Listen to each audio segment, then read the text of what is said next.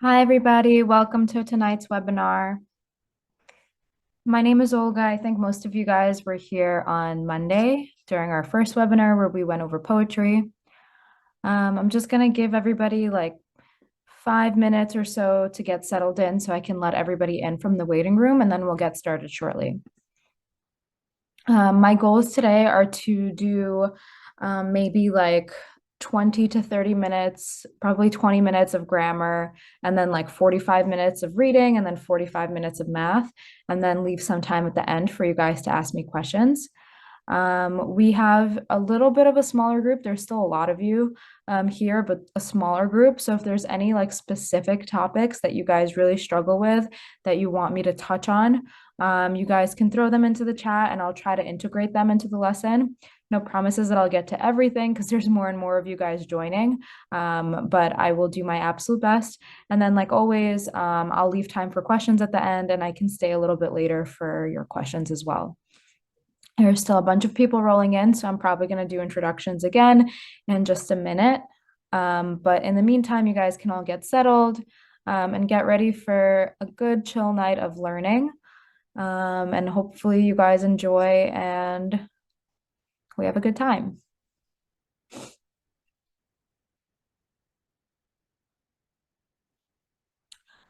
Questions about like more webinars and scheduling should be aimed towards Ms. Kweller. If there's a big need for more webinars, I'm sure that she'll be happy to try to schedule more, but I don't control any of that.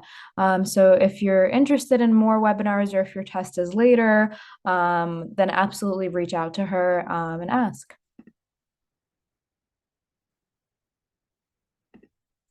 Welcome, everybody. We're going to get started shortly.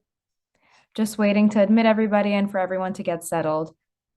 We're going to be going over reading, math, and a touch of grammar. I'm going to be working from the SHSAT DOE Test A from the 2024 to 2025 workbook.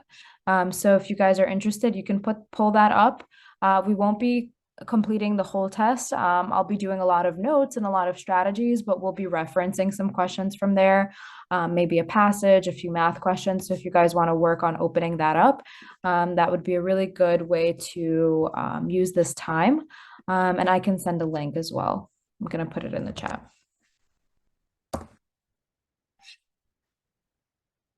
Okay, everybody, I'm going to give everybody just 1 to 2 more minutes and then we'll get started shortly.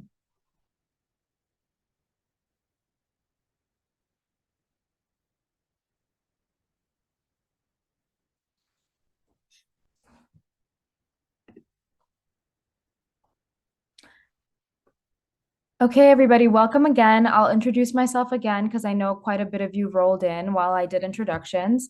My name is Olga. I'm a long time tutor for Kweller. I'm currently a resident doctor, and in my free time, I really love spending time with all my students, and I really love tutoring. Specialized high schools are one thing that I'm very passionate about. I graduated from Staten Island Tech. And I really work towards learning how to navigate the school system. That's something really important to me. I'm a daughter of immigrants, and I'm the oldest child in my family, so I was the first to navigate the school system. So I really care about it, and I want to give all my time and attention to you guys and help you guys make the best possible choice and candidate for yourselves as you go through this process. And somebody asked what kind of doctor I am. I am a pediatrician. I just graduated in 2024, so I'm like a baby doctor. I'm very new, and I'm doing my training at LIJ, at Cohen's Children's Center, if anybody is local. Okay, so without further ado, my goals for today are to go through the 3 main sections on the exam. I want to spend the least amount of time on the grammar section because there's the least amount of questions on grammar. And then I want to go through reading comprehension strategies, hopefully get through a passage, and then go towards math. we're packing a lot into a 2-hour lesson because your exam is very soon and I work nights next week. So I try to really jam pack this webinar into as many useful tips and tricks and strategies as possible for you guys to be able to apply and have this before your exam. Okay, so before we jump into the questions, just in general, you guys should all understand the overview of the exam. So you have a reading or an ELA section and math section. They're each 57 questions. Your ELA section is made up of grammar as well as reading comprehension questions. Reading comprehension questions will pertain to poetry, usually at least one poem. And then they will pertain to a mix of nonfiction and fictional passages. So in that order, I want to start touching on the grammar section and some common tropes that we notice. I'm not going to go through every single grammar rule, but I just want to go through some of the basics and some things that I see come up all the time that I think is really important. And I think the grammar questions are the easiest ones. It's like a quick fix, right? Reading comprehension is a very long-term skill that I like working on over time. But grammar is something that you guys can learn in a day and really change your ability to do well on those questions and get like an extra, 4 to 8 questions correct. So how should you guys think about the grammar section? So there's a lot of rules that you guys can review, and I'm sure that you review in your workbooks and in your general tutoring classes. But in this kind of webinar situation where our goal is to really broadly review and talk strategies, I want you guys to think of grammar as consistency. So your goal on this exam in any grammar question is consistency, okay? That's how we summarize what the entire grammar section truly on this exam is about. And consistency in several different departments, and you guys can notice those patterns when you really learn the rule. But the ones that I want to highlight is subject-verb agreement, because this is something that I see come up all the time and a lot of students get very confused. So I don't care about the words and the jargon, right? Like I don't care if you can call it a subject or a verb or plural or singular. None of that stuff matters to me, and that vocabulary does not matter to me, right? This test isn't a grammar exam. What matters to me is application and that you guys are able to recognize an error. So when you think about consistency, this means that plurality must stay consistent. So if I'm talking about one person, the verb that I use to describe that one person's action, everything stays the same. Whether I'm talking about many people, right? So 10 students listen to my lecture, right? That's many students, and then the correct verb for multiple students is listen. But if I was just teaching one of you guys, one student listens to my lecture. So you notice that in the English language, most of us as natural English speakers, we do this automatically, but this test challenges you, and sometimes you don't notice it. But that's one thing that's commonly tested. So when we think about grammar, you want to be consistent in terms of plurality. You want to be consistent in terms of tense. So these are the two most common things that I see students get confused about, right? People get confused on these things. So let's look at a very basic example. I'm going to write down a bunch of things. We're going to start very basic, right? Simple, just for learning, and then advanced, which is something more likely that you're going to see on this test. So simple is my mother works in a school. Advanced, many mothers work in a school. So what's the takeaway? When your subject is singular, right? My subject, mother, one, means singular. Your verb carries an S. When your subject is plural, right? Many mothers, more than one. Your verb does not carry an S. So the way that I kind of remember it is it flips, right? When I make nouns plural, I add an S to them. But when I make verbs plural, I take away the S. So that's very basic subject-verb agreement. And in this example, it's super easy to see that because the noun and the verb, the subject and the verb are right next to each other. So there's nothing confusing, right? The test is not trying to confuse you. But unfortunately, this is not our reality, right? On the test, it's much more complicated. So this is more likely of an example that you guys can see on the test.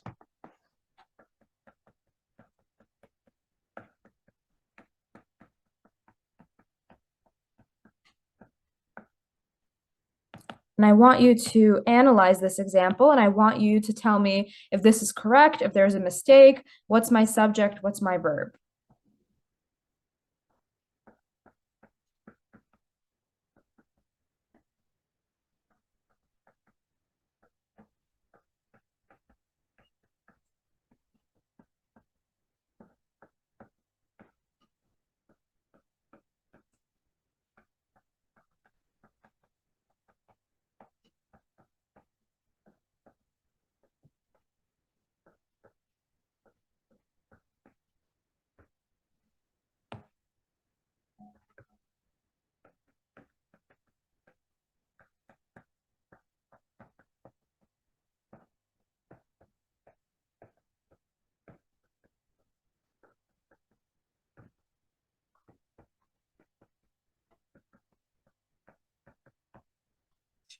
Okay, so one thing that you guys should notice right away is that this sentence is very long.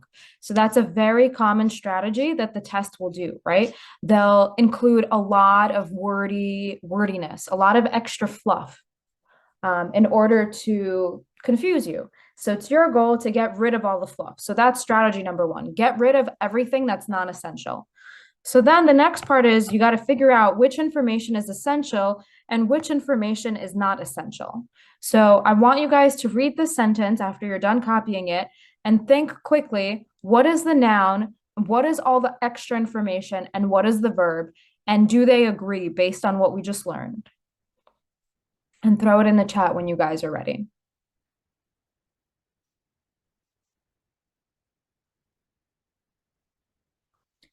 This is not a question. I just made up the sentence. We're not on the questions yet. My question for you is this correct? Is there a mistake here? What's the subject? What's the verb? And do they agree?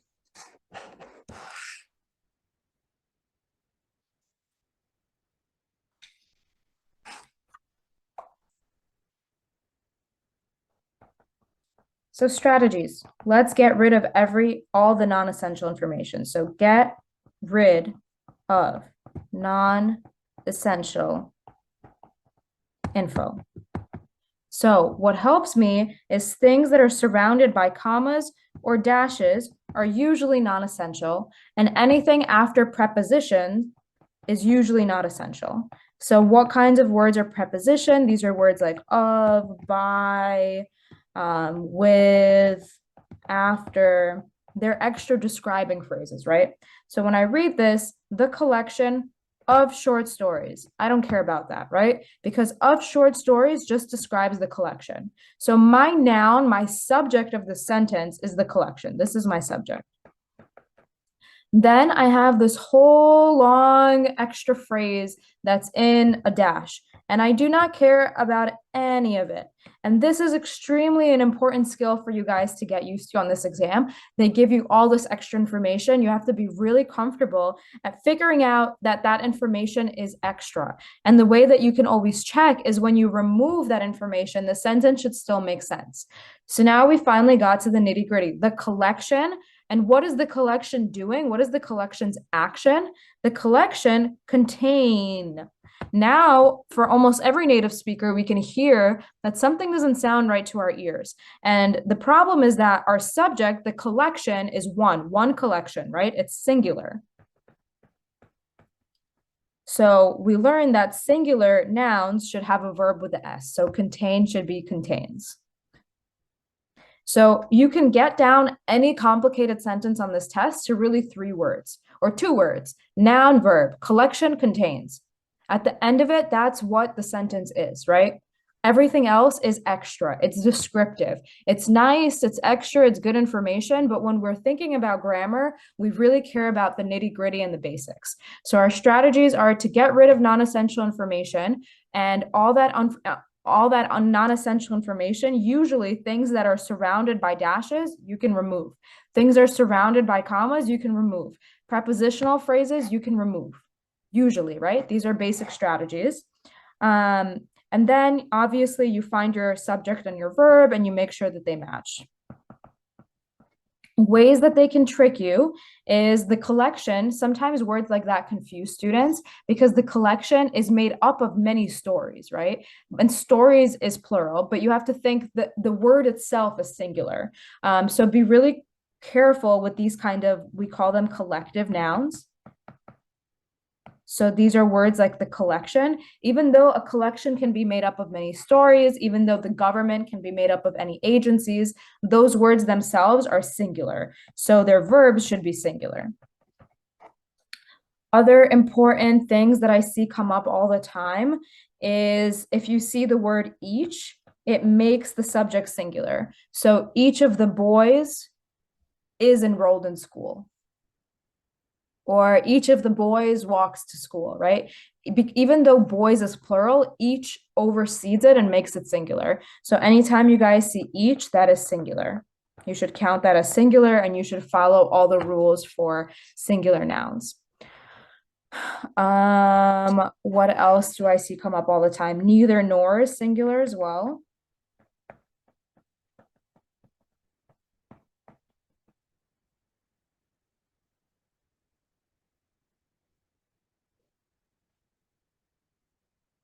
So this is one big trope that I see come up all the time. The other big trope that I see come up all the time is, and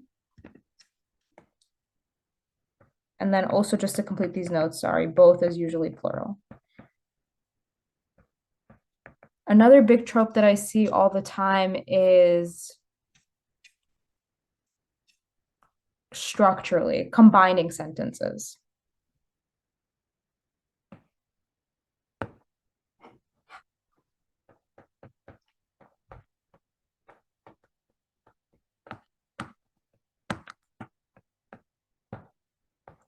So who knows what are the different ways to combine sentences?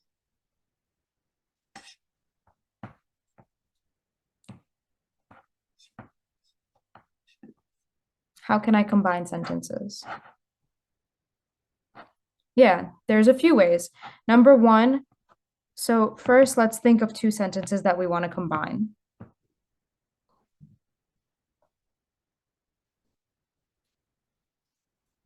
So let's say Olga is teaching the webinar. She enjoys it. Right? Let's say these are my two sentences that I'm trying to combine.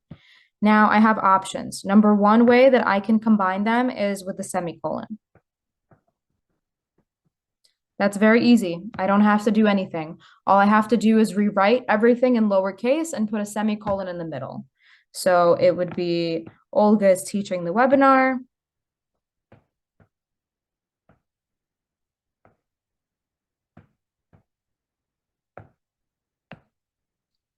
She enjoys it, right? So this is the least amount of work. You don't really have to do anything. You don't have to highlight the relationship between the different aspects, right? You don't have to highlight the relationship between the two parts of the sentence.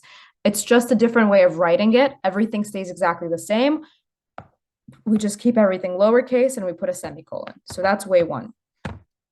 Way number two is we can use one of the fanboys, right? So we use a comma plus fanboys. Fanboys are a set of words that stand for, and, nor, but, or, yet, and so. Those are our fanboys.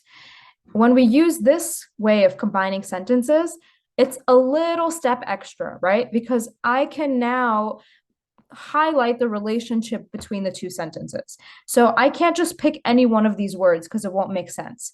I can't pick but, right? Because there's no contrast between these two parts. So with fanboys, you have an extra step where you have to think about it a little bit, and you have to think, am I picking an appropriate fanboy for whatever it is I want to convey? So in this case, Olga is teaching the webinar. She enjoys it. They're definitely not opposing ideas. So one thing that I could say is, and she enjoys it. And you absolutely need a comma. That's the other necessity. So it's a comma and a fanboy, and you have to think about the meaning, right? The relationship between the two sentences. Now, a third way is turning one of the sentences into a dependent clause.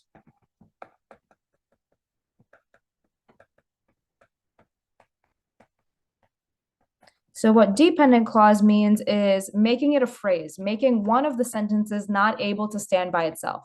Because the way this is written right now, this can stand completely by itself, and this can stand completely by itself. But if I manipulate it, I can say, because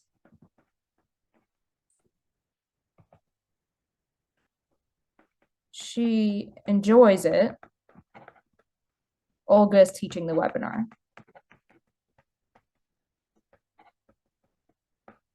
And what I did was I made the first part now dependent, right? This now is a phrase that cannot stand by itself.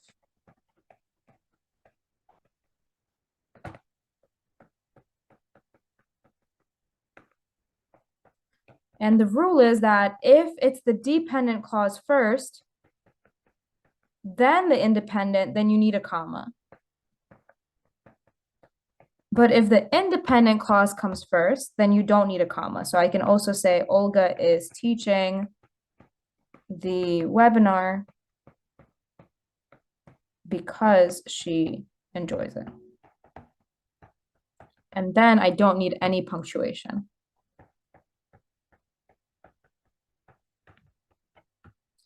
So these are really your three different ways that you can combine a sentence. So anytime you notice a question asking you about structure, your brain should go back to this. So this by no means is comprehensive for all of grammar, but these are two big generalizable things that I see all the time, concepts that I see all the time tested on the grammar. It's combining sentences, more of like a structural question, and then it's like consistency, like making sure that your tenses are the same, your subject, verb, and pronouns agree. Those are the basic two things. So with that being said, let's jump into the questions and do 1 to 2 to 3 of these, see how they go, and then we'll transition to reading comprehension. So this first question asks us about precision, which we have not talked about yet, but I will right now because that's another extremely common topic that you'll see on almost every single SHSAT. So they ask you for the most precise revision. So what does precise mean to you? Precise should mean that you need to be as specific as possible.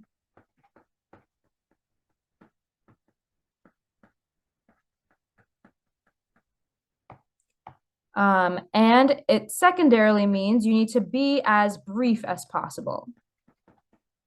So you want to be very specific, but you also want to use the fewest amount of words. So pick the answer choice that uses the most exact language in the fewest amount of words. So what are things that we're going to avoid in these kinds of questions? Avoid. Before I even look at the question, we're going to avoid weak verbs / nouns, generalizable things. We're going to avoid thing. We're going to avoid good. We're going to avoid people, place, a lot, because all of this is not specific, right? What people? What place? What do you mean a lot? You know, how much? What do you mean thing? What thing? You know? So anytime you guys see precise, what that means is be specific. So now let's look at this question, right? Without even reading it, really. The engineers tried some other things. Oh, what did I just say? We're going to avoid words like things, because what things did they try, right? That's what they want you to answer when they say that they want you to be precise. So the engineers did experiments with several new materials. Well, what materials? The engineers tested foam and fiberglass. Okay, good, right? Now I have specific materials. The engineers examined two new materials. Same problem, right? Which materials? The engineers worked with foam and fiberglass. Okay, so I think that everybody should be comfortable with eliminating A and C because both of them have this concept of new materials and we don't know what materials those are. Versus B and D are more specific. We now have foam and fiberglass. Now, between B and D, what's the correct answer and why?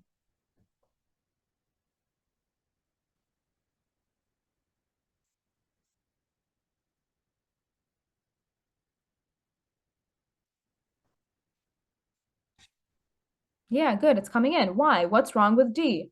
Tested versus worked with. Tested is more specific. It's telling me exactly what they're doing. Worked with how? Perfect. So the correct answer here is B. So these questions, everybody should get correct on the exam, right? You're going to avoid weak things. You're going to be specific. And you're not going to be wordy. And if you notice, if you look at choice B, it's also the shortest answer choice. So none of that is by accident. Okay, let's take a look at question 2. Walking dogs, cleaning kennels, hand feeding newborn kittens, and supporting the pet adoption process. So right away, what do we notice in the construction of the sentence? How did the sentence begin? We notice a list, right? And what did I tell you guys about?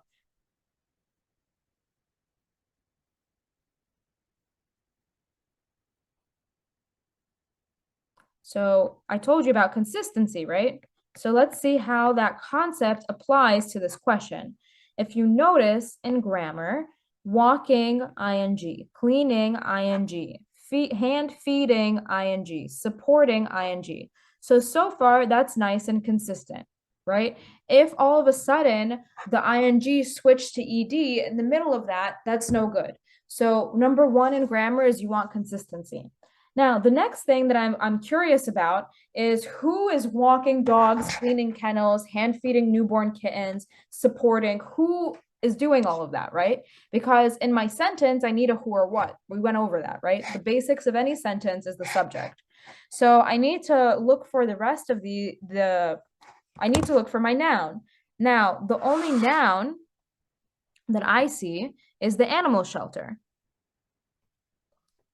You notice that? And oftentimes with these constructions, the noun is right after those comma phrases. So now I'm thinking to myself and scratching my head, can the animal shelter walk dogs, clean kennels, hand feed, support? That doesn't make sense, right? The animal shelter cannot do that.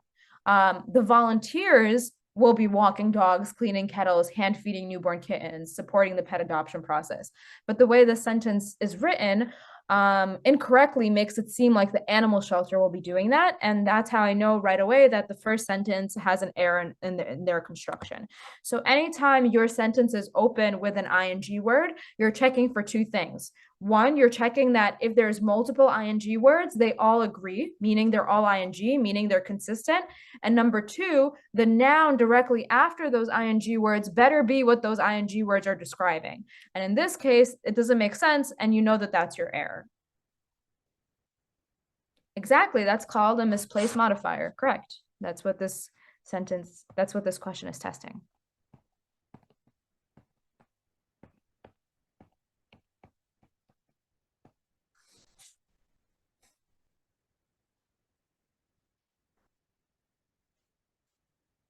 Okay, good job, guys.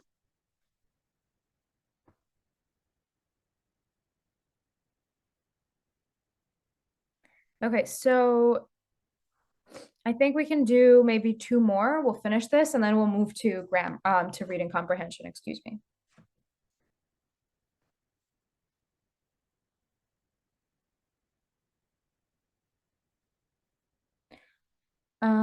Okay, so which edit should be made to correct the sentence? The Colosseum in Rome, Italy, which is considered one of the new seven wonders of the world, is the largest amphitheater ever built and once could hold up to 50,000 spectators. So this is a nice question because essentially what it's testing us is how do we use a comma? So what are all the different reasons you guys know to use a comma?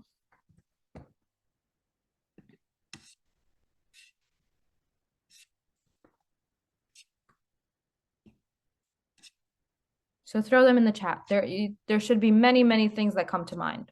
When do we use a comma?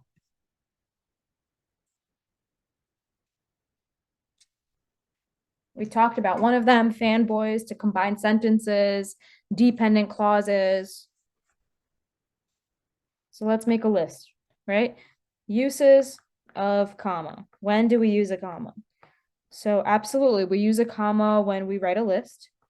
We use a comma when we write the date. We use a comma when we write like a location, right? Like Rome, Italy. This is correct. Just to jump ahead. We use a comma when we combine sentences in two ways, right? We learned when the dependent clause comes first, dependent, comma, independent. That's one way. And another way is comma, fanboys. We also saw in the previous question with a modifier, we use a comma. Also, we saw in the question that I wrote for you guys, parenthetical phrases, right? Non-essential information. Sometimes we add with a comma. And then, not to jump to the sentence, but also anytime you have the word which, a comma comes before. Always. That's a forever rule that you guys can memorize. So you always, always, always have a comma prior to the word which. So I kind of gave it away. So there should be a comma here. Oops, sorry, I circled the wrong one. This one. This comma is good because it's date, which we talked about. And notice, right, because now we have a comma phrase, right? This whole phrase is surrounded by commas, right? So if you guys try to apply what I told you before, that when you have a comma phrases, you can take them out. If you read the sentence that's left, you'll notice that it still makes sense. The Colosseum in Rome, Italy, is the largest amphitheater ever built, right? That's a full sentence. And if we go above, in Rome, Italy is a prepositional phrase, right? If you remember from our notes on the first page, I told you guys that you can get rid of all the prepositional phrases. So if I get rid of that prepositional phrase, the Colosseum is the largest amphitheater ever built still holds up, right? So I always want you guys to double check that and get into that process because it makes you really good at getting rid of non-essential information and making you really good at realizing what is the subject, what is the verb, and that's what you really need to do in grammar. Okay, now last one, and then we'll move over to reading comprehension. So both Italian gelato and American ice cream. So just to bring it all together, right, the lesson, I told you guys both always is plural, right? Because I'm talking about two things, Italian gelato and American ice cream. Are is the correct plural verb, right? So a way that they can make a mistake is if they wrote is here. This question is written correctly so far, but these are things that I want you guys to notice as you're reading. I want you to train your brain to just read and look for comma, what's the reason? Subject, verb, oh, they agree. Both plural, both are. That's an association in your mind because both are plural. So both Italian gelato and American ice cream are delightful treats to have on a hot summer day, but many people wonder, what is the difference between the two? Okay, so comma, but, comma, fanboy, right? That's fair. And they're combining these two sentences. Many people wonder what is the difference between the two. Okay, everything adds up, right? So I'm happy with everything in the first sentence. Now, to start with, the butterfat content is much higher in ice cream than it is in gelato, making the Italian treat a wiser decision for people looking to make healthier choices. Fine. Additionally, the mixing process, which, right, comma, which, I'm happy with that, adds less air to the frozen treat, makes gelato denser than ice cream. Fine. And again, look at this comma phrase. And if I take this out, just check that it works. Mixing process makes gelato denser than ice cream. It works. Finally, gelato is served 10 to 15 degrees warmer than ice cream, comma, which, so I'm happy with that too, enhances the flavor of the gelato and allow it to melt more quickly. So now we think, right? We have a comma and. Comma and is comma fanboy. Comma fanboy means that I'm combining two independent sentences. So now you have to think, is everything before comma and everything after comma and, is this independent? Question mark. And is this independent? So who thinks allow it to melt more quickly is an independent clause that can stand by itself? Can I just write a sentence like that? Allow it to melt more quickly. No, right? That's clearly not a sentence. Allow what? I don't even know what you're talking about. I can't begin a sentence with allow. So I know that that's a mistake. And at this point, I don't really care because there's only one option that tells me that sentence 4 is not written correctly. And then you also notice I taught you guys about consistency, right? Enhances, right? Has the ES, the texture. So this should be allows it to melt because we're all talking about gelato with just singular, right? So when I talk about consistency, you should think about your subject, which in this sentence is gelato, right? Which is singular. Then you think about your verbs, which you want to match. So we have enhances, and then we have allow. So already they don't match. So I know this should be allows. And then you think about your pronouns and make sure that those add up too. And I'm calling it, which makes sense because it is a singular pronoun. And you notice that all of this matches with the consistency with the rule. They're all singular. So it's one kind of like umbrella that you guys should think about all together to make this make sense. This is my sad picture of an umbrella. Okay, so 4 questions, but a lot of the concepts that we covered that keep coming up again and again and again. I think the most important things for you guys to review are the consistency idea that I went over, all the different ways commas are used, and how we combine sentences structurally. And then precision is actually also really good, that comes up all the time. Okay, guys, big stretch. I know that I'm kind of like going quickly in this lesson, but I want to make sure that we cover everything. That was kind of our grammar portion. And now I want to switch our hats over to reading comprehension. So with reading comprehension, there's going to be, nonfiction passages on this exam, as well as fictional passages in this exam. So the way that you read both of those are a tad bit different. And I think that it's useful for you guys to understand whether you're going to be reading a fictional or a non-fictional passage, and then applying the strategies adequately, whether it's fictional or nonfiction. And then I think the other thing that's also extremely helpful is connotations, which I talked about during my poetry webinar. So I'm not going to repeat it today, but if anybody didn't listen to that, it's really important that you guys understand connotation because it makes you much, much better at reading comprehension. And you guys can get the link to the webinar from earlier this week to rewatch that piece. Okay, so let's talk about reading comprehension strategies. So to me, the most difficult part of reading comprehension is the fictional passages. When it's like an excerpt from a passage, that's always what I would struggle with. I think the easier passages are the nonfiction passages. And I think that we need to optimize getting every single question from the nonfictional passages correct, because most of those are directly in the passage. So they don't require a lot of analyzing or higher order thinking. They require you to be an efficient reader and know how to find information in the passage quickly and figure out the answer to the questions that they're asking. Now, the non-fictional passages can be a little bit more complicated, and there are strategies to them that we'll review. But I think being strategic on this test is also important, and making sure that you guys are doing things to get the maximum amount of points in a time-efficient manner. So That being said, let's start with the easier part and let's do nonfiction first. So I'm going to leave this side of the column for fiction, and then this side will be nonfiction. And let's start with the easier part first. Let's do nonfiction. So the reason I think nonfiction passages are easier is because they are structured. They are extremely predictable. So in every single nonfiction passage that you read, there will be a thesis statement.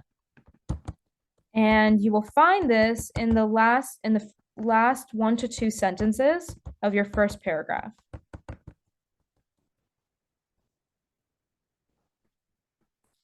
So when you know that you're reading a nonfiction passage and you know they're going to ask you for the main idea, you don't have to work too hard. You know where to look. You know that at the end of the first paragraph, you're going to have your main idea. And then you know that at the beginning of each body paragraph, you're going to have topic sentences. So these are like mini main ideas. They're the main idea of each paragraph.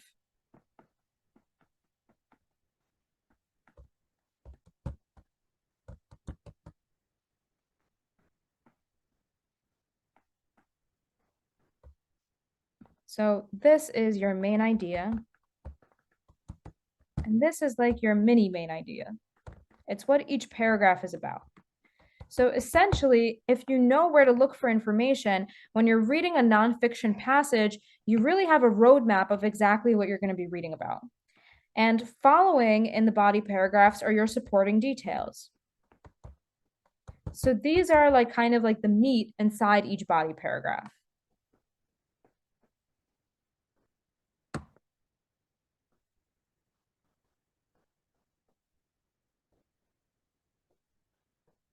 So again, you know that when the questions ask you for a big idea, you know where you have to look. And when questions ask you about details, you know where you have to look. And then finally, a lot of these will ask you about like the author's point of view or the author's take. So you have to understand like the author's perspective or stance on an issue. And what helps with that is the connotation, which, like I said, we talked about last time. But essentially, you want to look at whether the adjectives that the author is using is positive, negative, or neutral. And that will help you develop the author's point of view. Whether the author believes positively in the issue or negatively in the issue. So that's kind of everything that we do for the nonfiction side. For the fictional side, things are a little bit more complicated. So instead of a direct structure, there's a plot. So the plot tells you kind of what is going on, or like what are the events.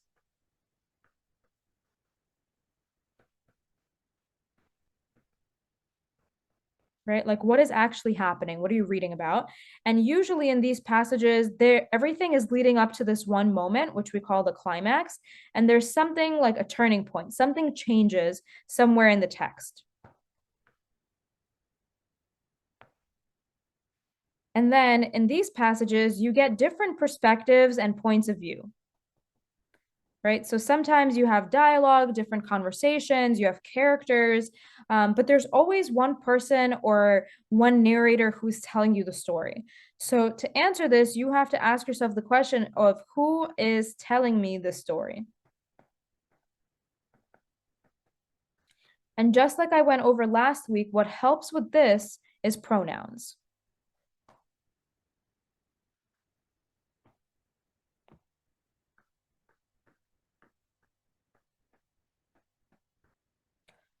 So these are words like I, me, my, she, he, they, right? That helps you figure out who is telling you the story, whether the narrator is telling you their own story or whether the narrator is telling you another story. Other things that help is the setting, right? So when is the story happening and where is the story happening?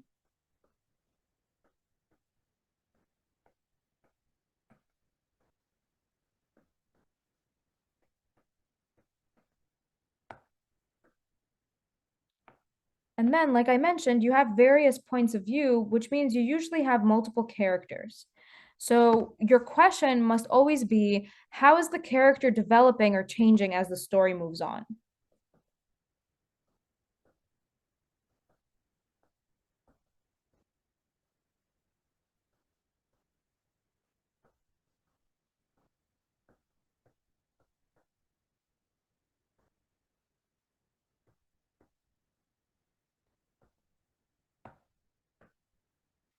So the key is change and development as the story goes on. And what can oftentimes help you here is the dialogue. And finally, the last piece is, what is the moral lesson or takeaway? So a lot of these end with some sort of point, right? Like the author wrote this to teach you something from their story, from their experience. So that's something you should be looking for as you read. So as you see, like pretty different for nonfiction versus fiction, our approach is entirely different. And the thing that also helps with both of these cases, so I'll just put it in the middle for both, is annotating. And my spiel on annotation is, I don't think there's one size fits all annotation, but the goal of annotation is not to waste your time, right? So you should not be like writing things down that other people tell you to write down or other tutors tell you to write down.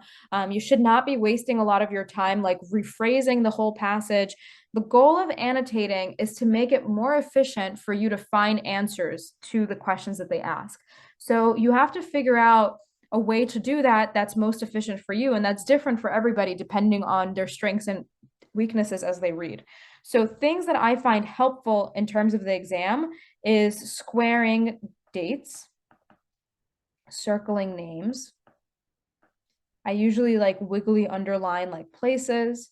And the reason I do the system is because if a question asks me about a date or a name or a place, and I have to go back in the passage, I don't have to skim the whole thing. Like my eyes can just jump. Like I'm looking for a date and I know that I box my dates. So my eyes can just jump, box, box, box. Okay, I found the date that they're asking me about, right? Or circle, circle, circle. Okay, I found every time this character is mentioned. So I know my answer has to be somewhere here. Or squiggly line, squiggly line, squiggly line. Okay, they're asking me about setting. Like I've underlined all the places of setting.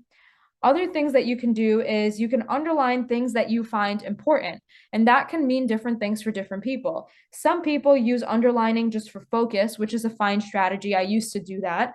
Some people use underlining for, oh, I think that's the main idea. And if you like annotating and jotting like important things or big ideas down on the side, that's completely appropriate. Anything that repeats or you notice is repetitive, that's one thing that you should highlight for yourself however way that you can. So underlining you can do for focus if that is something that helps you. You can just underline main important things that stick out to you. Anything that is repeating or emphasizing should definitely be underlined, because most likely that's some kind of common theme. So these are like basics. Again, it's important to figure out what works for you. There's not like one size solution. And these are basic strategies for nonfiction versus fiction when we go into reading comprehension. Okay, so with that being said, let's scroll to the first passage. And I think that it's better for us to read an excerpt because I find these more difficult. So I think that it's good for us to try to read this. So usually whenever I see the word excerpt, I frame my brain to the left of the table that we just looked at, because I kind of foresee that if it's an excerpt, they took it as a piece of writing from somewhere else. And most likely I'm reading something, I'm not reading like, when I say nonfiction, I basically mean like a journal article or like a newspaper article, right? I know that I'm not reading like a newspaper article. I'm reading more like a story.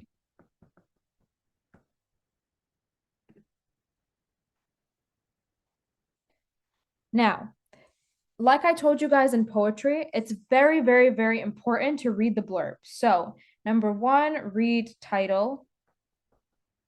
Number two, read blurb, because it provides useful context. So we have impressions of an Indian childhood.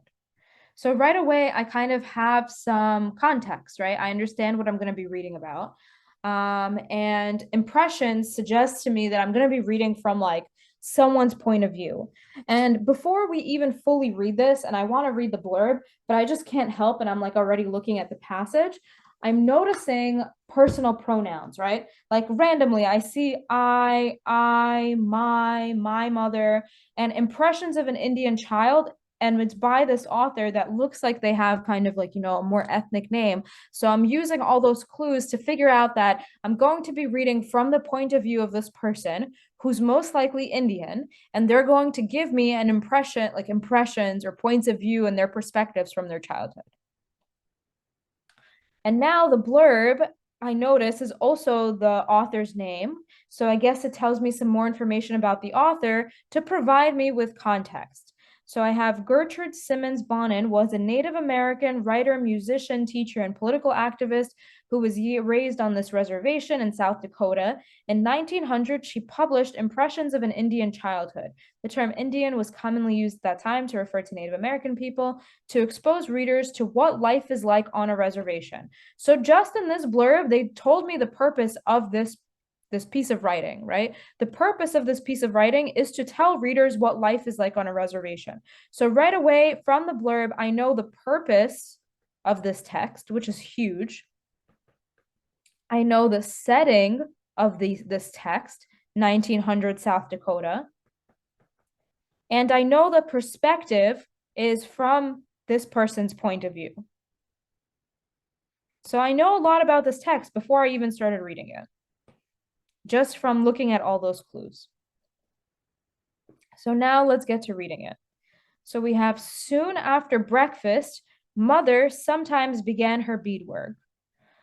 So why am I underlining mother? I think it's interesting that mother is capitalized. We don't always do that. It's a sign of like respect. So right away I can notice that little detail. On a bright, clear day, she pulled out the wooden pegs that pinned the skirt of our wigwam, which is a hut, to the ground and rolled the canvas partway up on its frame of slender poles. Then the cool morning breezes swept freely through our dwelling, now and then wafting the perfume of sweet grasses from newly burnt prairie. So I'm looking at the adjectives: bright, clear day, slender, wooden. These are pretty neutral, right? I would say wooden or slender doesn't really mean much. Cool morning breezes, perfume of sweet grass.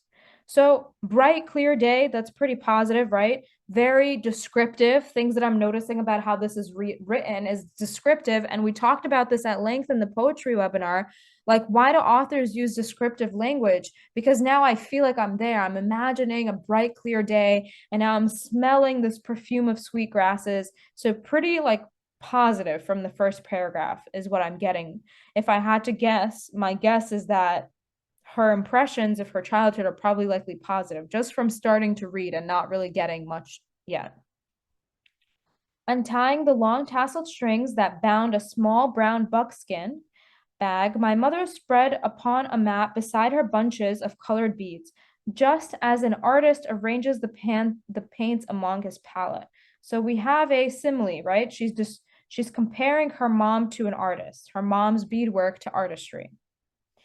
On a lapboard, she smoothed out a double sheet of soft white buckskin, and drawing from a beading case that hung on the left of her wide belt a long narrow blade, she trimmed the buckskin into shape. Often she worked upon small moccasins for her small daughter. Then I became intensely interested in her designing. With a proud, beaming face, I watched her work. In my imagination, I saw myself walking in a new pair of snugly fitted moccasins. I felt the envious eyes of my playmates upon the pretty red beads decorating my face. So again, her perspective of her mom is pretty positive, I would say. Close beside my mother, I sat on a rug with a scrap of buckskin in one hand and an awl in the other. This was the beginning of my practical observation lessons in the art of beadwork. From a skein, so some yarn, of finely twisted threads of silvery sinews, my mother pulled out a single one. With an awl, she pierced the buckskin and skillfully threaded it with the white anew. Picking up the white tiny beads one by one, she strung them with the point of her thread, always twisting it carefully after every stitch. So these are all just like describing her beadwork, right? If I had to explain all these paragraphs, it's a lot of details. And I'm just going to remember that it's a lot of details describing her beadwork. And if the questions ask me about any of these details, I know where to go back to. It took many trials before I learned how to knot my sinew thread on the point of my finger, as I saw her do. Then the next difficulty was in keeping my thread stiffly twisted so that I could easily string my beads upon it. My mother required of me original designs for my lessons in beading. At first, I frequently ensnared many a sunny hour into working a long design. Soon, I learned from self-inflicted punishment to refrain from drawing complex patterns, for I had to finish whatever I began.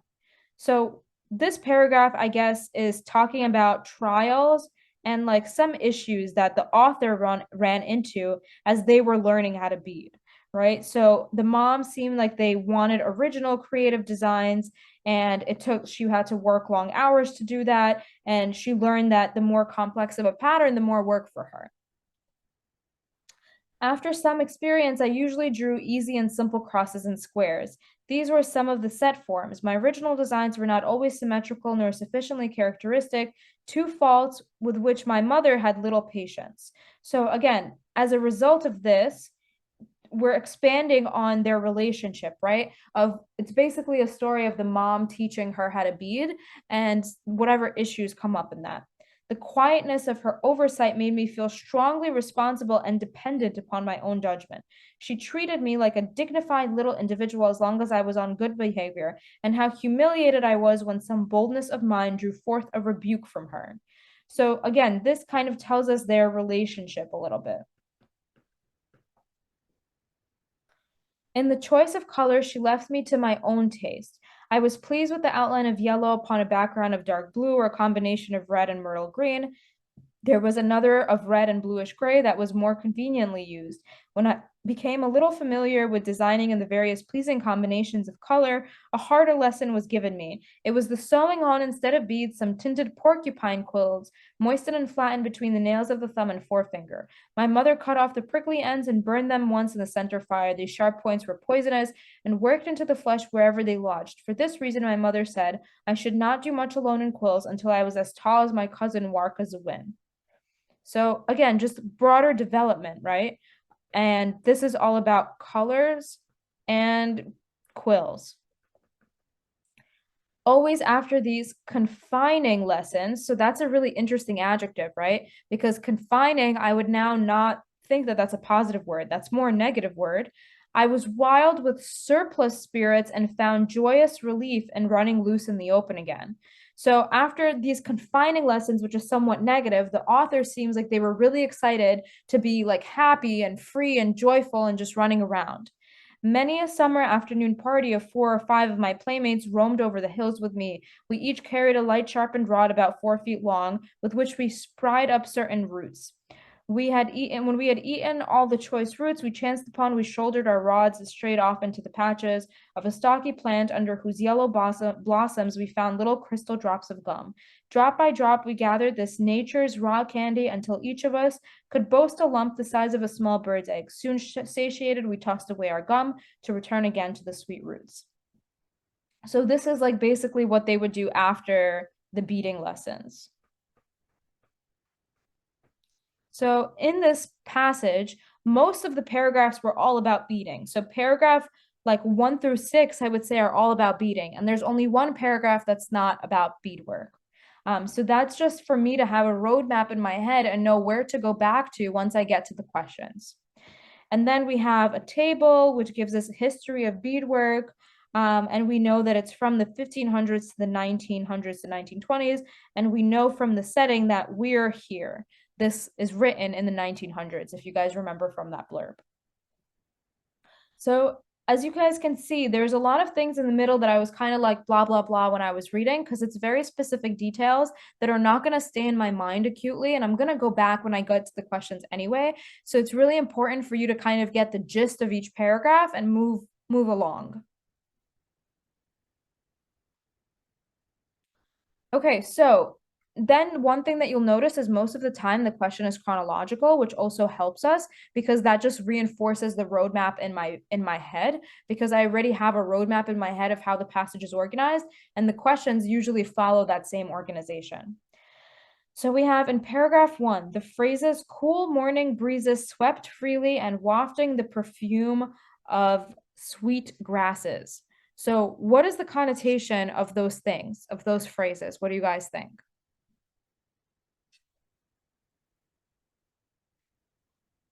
Yeah, positive, right? Perfume smells good. Sweet grasses, that sounds like delicious. I would love to be outside and smell that. Cool morning breezes swept freely. Freedom, right? Like a nice, cool fall day. All of those are good things. So when I look at the options, the sadness, I right away, I'm not happy with that because it doesn't make sense because all my adjectives are positive. So how can I pick a choice of sadness?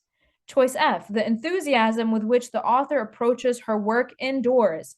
Both of these are about outdoors, right? Cool morning breezes swept freely. The wind is outside. The grass is outside. So this indoors does not align with those phrases. So there's no way we can pick F. Now, G, the fond feelings, sure, right? That's positive that she has towards her childhood experiences. I love that, right? Nice and general and can encompass beating, can encompass the outside, running freely, everything that this passage talks about. So G is a nice, safe answer choice. And then mix of emotions, both of those are very positive and definitely not towards her mother. Like we're just describing, this is too specific, I would say. And this I would say is incorrect.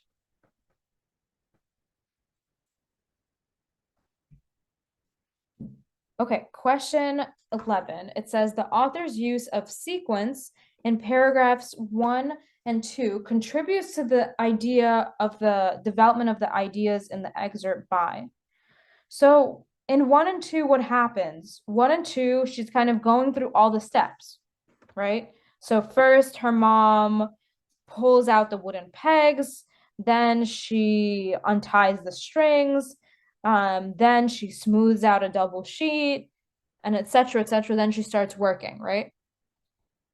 So why does the author use this sequence in paragraphs 1 and 2?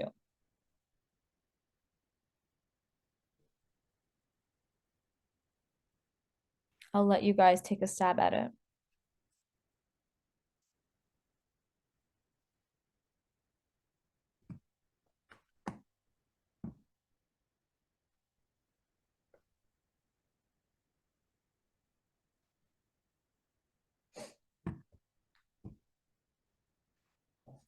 Yeah, correct. You guys are putting the correct answer into the chat. So what did we notice when we were reading? We noticed that it's very descriptive, right? If you go back and you kind of look at it again, long tasseled string, small brown buckskin, bunches of colored beads, double sheet, soft. So what you'll notice is there's so many adjectives, right? There's a lot of adjectives and she's extremely descriptive. She uses a lot of imagery.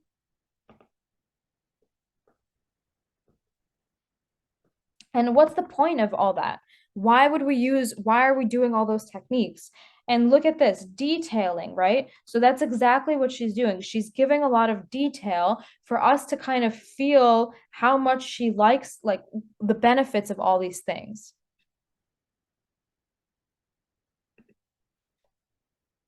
So she's very descriptive and she uses sensory language to describe all of these things. And this combination of like sequence, first my mom does this and then does that, and all the adjectives highlight her, like how much she enjoys all this beadwork because it's showing us how she's paying very strong attention to everything that her mom is doing, and learning about the process. So correct. All of you guys that said it's choice D, that's the best answer.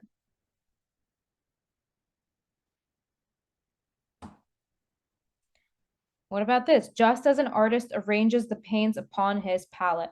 So we talked about this, right? This is an example of figurative language. Throw back to our lesson on Monday. Specifically, it's a simile because it's a comparison looking like or using like or as. It uses as. And what is it suggesting, this comparison?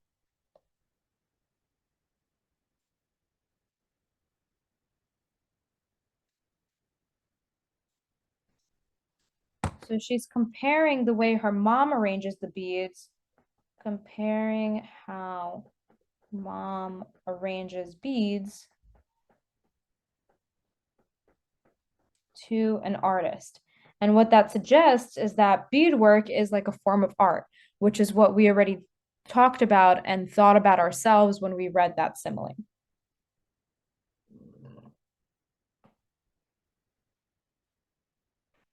Now, next question asks me about details three in paragraph 3 and how they convey a central idea of the excerpt. So in paragraph 3, this is kind of the first time that we see, this is the beginning of my practical observation lessons, right? So everything before, she was just describing her mom, and now finally we get to the part where like she starts like learning.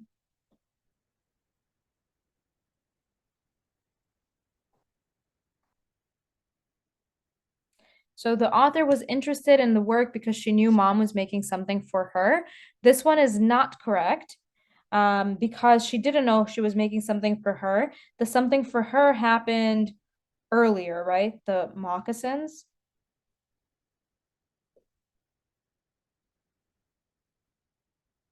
But there's nothing in this paragraph about making something for her, and that's why she was excited. She was excited because she was like practically observing and learning the art of beadwork. So not A. B, she has difficulty learning through observation. Not in that paragraph, nothing showed up. The author was determined to behave according to her mom's standards, sought her approval. Maybe this theme comes on later, but not in paragraph 3. And in paragraph 3, it was all about admiration of her mom's precision and mastery, right?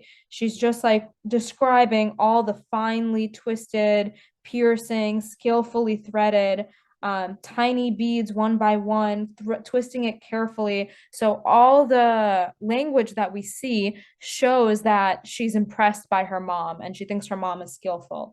And again, I can repeat that language here, right? She says skillfully threaded, twisting it carefully.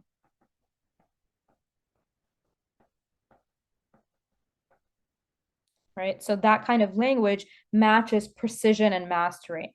And that brings me back to another big theme that you guys will hear me say all the time, which is match the language in the passage to the language in the answer choices.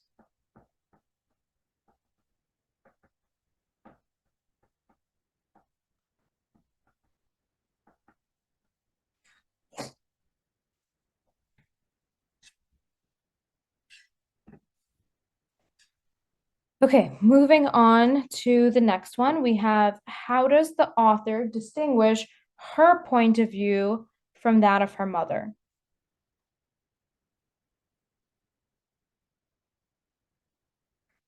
So we have answers from every single paragraph. So essentially, all we have to do to get this answer correct is figure out where is the paragraph where that is usually distinguished. So I'm going to look for where there's more I, right? Because that's from her point of view, because this is written from her point of view. So in paragraph 4, which we haven't read together yet, it says, it took many trials before I learned how to knot my sinew thread as I saw her do. Then the next difficult was keeping my thread stiffly twisted. My mother required of me original designs. And at first, blah, blah, blah. So it seems like this is starting, right, about her own perspective. But I think more of her perspective versus her mom's perspective was this paragraph. And if you notice, the word we look here is relationship. So I think in paragraph 5 is where we have both her mother's point of view and her own point of view. And we have how her mother treated her as a dignified little individual. We have her mother had little patience for the things that she wasn't good at.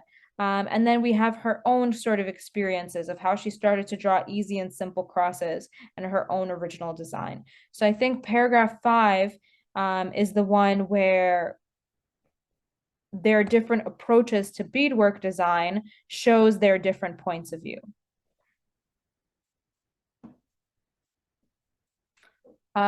her mother's instructions with working on quills was just about safety. That doesn't really tell me anything about their relationship or points of view. In paragraph 7, they actually don't really tell us the mom's ideas about after the lessons.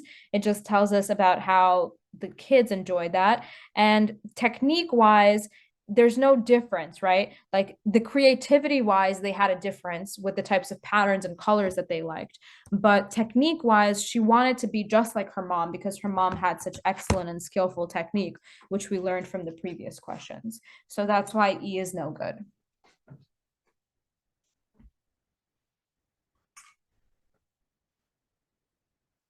Okay, moving on to 15, we have after these confining lessons, so we already discussed this a little bit, right? Negative, and then surplus spirits, joyous relief, very positive.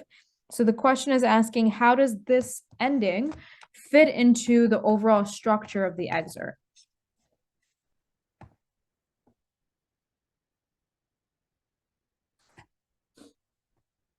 So what do we notice? We notice that we have contrast here, right? That they start to describe these lessons as confining, and then all this freedom and joyous of running around. So when I see choice C and I see contrast, I'm interested in that because I definitely see this contrast in this sentence with the adjectives that they use. And it creates a contrast between focus and control while working, meaning while beating, versus the freedom of having fun outside. And again, the idea of matching language, right? Focus and control matches confining, and then freedom of having fun outside, fun matches surplus spirits, and freedom matches running loose. So this is a really good choice that matches all the language in that passage. B, signals a change is also good, but I don't like this part, challenging aspects of life. It's not really challenging, right? Like, I mean, it's challenging, but I think of life as like too dramatic.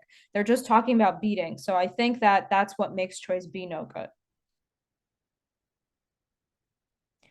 And then it concludes the progression. I don't think concludes is enough about highlighting the difference.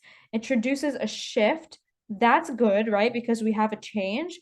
But the focus on the passage isn't about the demanding relationship with her mother at all. So I think this mischaracterizes the passage. So I would avoid choice A.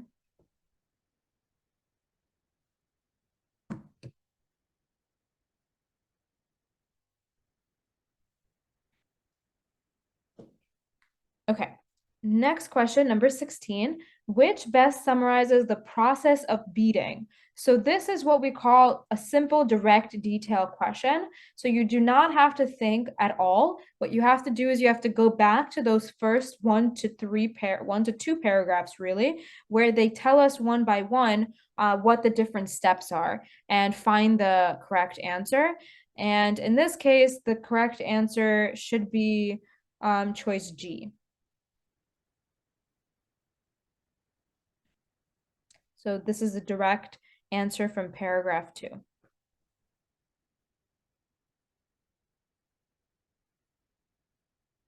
And all we have to do is go back and see. So she bunches of colored beads, right? So the beads are bunched together. So this is already wrong because this combines everything into one.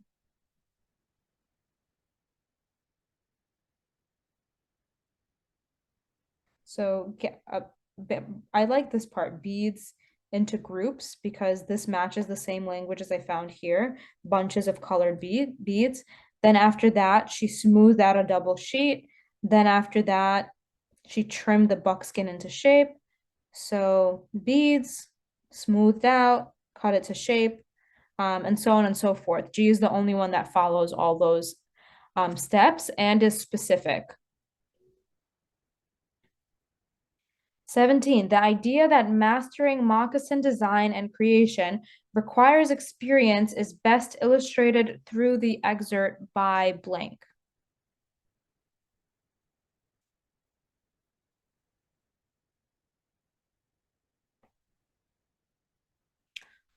So what do we learn? We see that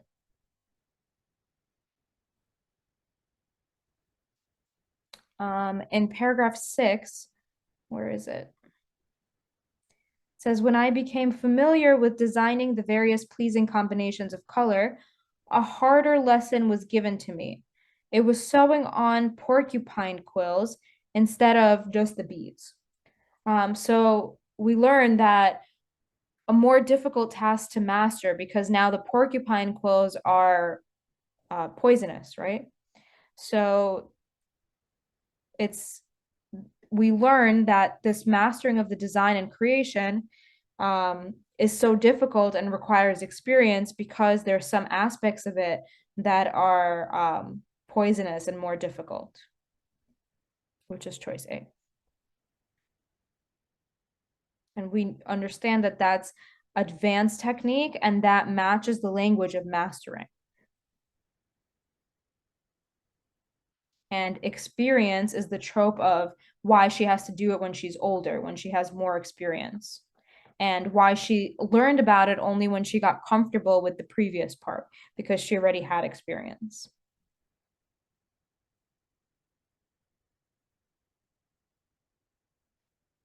And then finally, it asks us about the table. And what do we notice from the table? We didn't really read it together, but everything is about beading, right? It's a history of beadwork. And we notice that even from the 1500s, the Native American tribes were using beading. So the only way that that table can be relevant is to show that this tradition of beading is all the way from the 1500s. So this craft that the author is learning and describing to us is very, very old and traditional. So just like that, we went through the passage. I think the important things to take away here is the way we learned how to annotate and how to create a framework of the passage in our minds.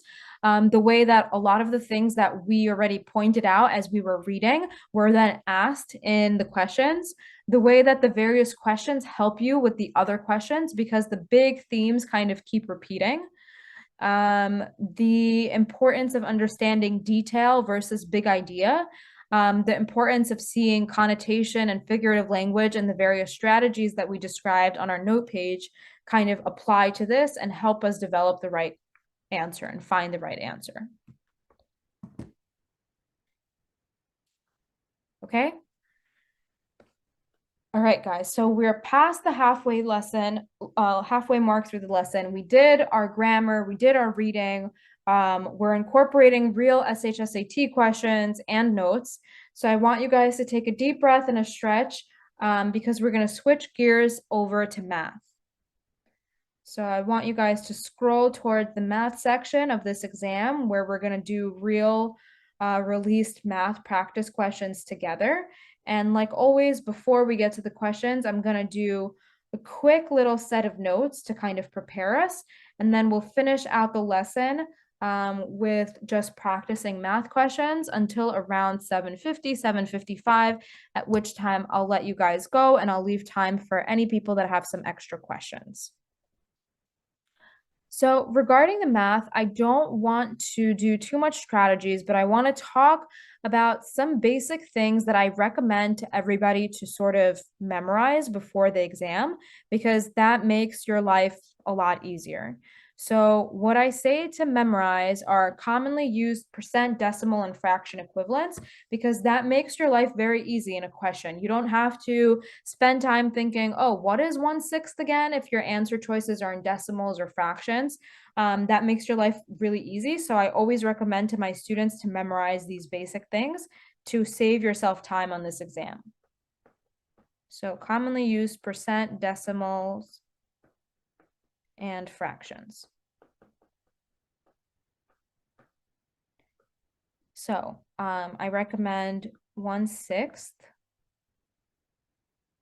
1/3, 2/3, and a lot of these are really easy. So like once you know, everybody should know that 1/3 is 0.333 repeating, then you obviously know that 2/3 is double that, so 0.666 repeating. And then once you know the decimal form, the rest is easy, right? This is the percent, or the same thing as 33.3%, right? Those are equivalent.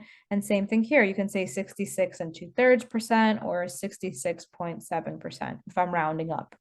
1/6 is 0.167 or 16 and 2/3% or 16.7%. Next, 1/5, 2/5, 3/5, 4/5, right? This is the easier one. You have to know that 1/5 is 0.2, and then the rest of these are all easy, right? You can just keep adding 0.2. And then obviously that's 20%, 40%, 60%, and 80%. And then I'm skipping a bunch, right? Because 2/6 is the same as 1/3 and so on and so forth, but I'm going to give you all the ones that are different. So 5/6 you should know is 0.833 or 88 and 1/3 or 88.3%. 1/8 is 0.125 or 12.5%. 3/8 is 0.375 or 37.5%. 5/8 is 0.625 or 62.5%. And then a few more, 1/10 and 1/9. And obviously I'm skipping some like basic ones that I assume you guys know, like 1/2, 1/4, 3/4. I assume you guys know those. So 1/10 is 0.10 or 10%.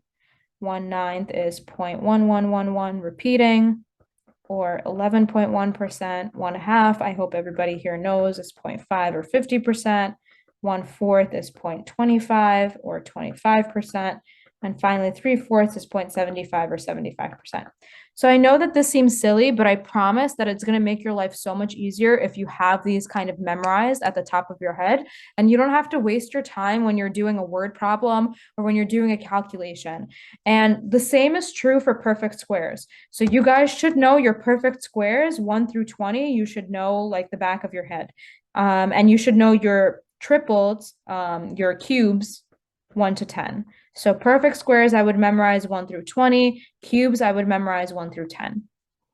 Because these come up and you want to use all your energy on test day for higher order thinking, like figuring out how do I actually solve this problem. You don't want to use your brain thinking, what is like 1 divided by 8, and then make a silly mistake, and then you have to like recalculate a bunch of things because you made one silly mistake. These types of calculations should use no brain energy. Like they should be very, very quick for you on exam day.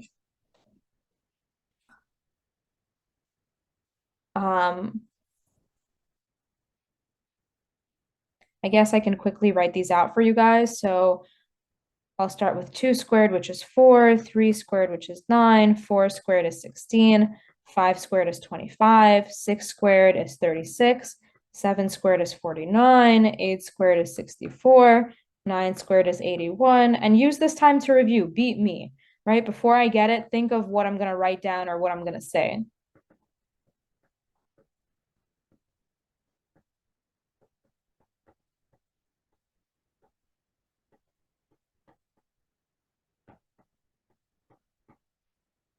Seventeen squared, who knows, 289. This is usually where my students start faltering and they don't remember these last few, but they do come up. And you don't want to waste your time on this test multiplying 19 by 19. And then sometimes I see 25 squared come up, so I'll just include that one as 625. And then your cubes, 2 cubed is 8, 4 cubed is 64. What's 5 cubed? 125. 6 cubed, anybody? Let me check the chat. Who knows 6 cubed?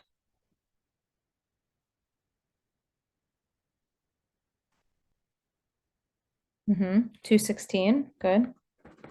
7 cubed, 8 cubed, 9 cubed. Usually nobody knows these. And then 10 cubed, you guys should know is 1,000. 7 cubed is 343. Easy to remember. The numbers go back. 8 cubed is 512. And 9 cubed, yep, 729. And then while we're creating a page of notes to memorize, the next thing that I would put on this page is also Pythagorean triplets.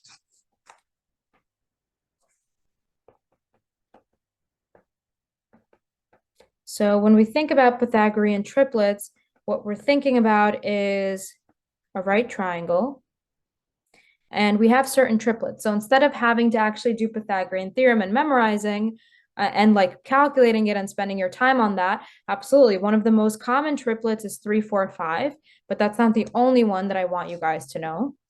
What other triplets do you know? You should also know 5, 12, 13. You should also know 7, 24, 25.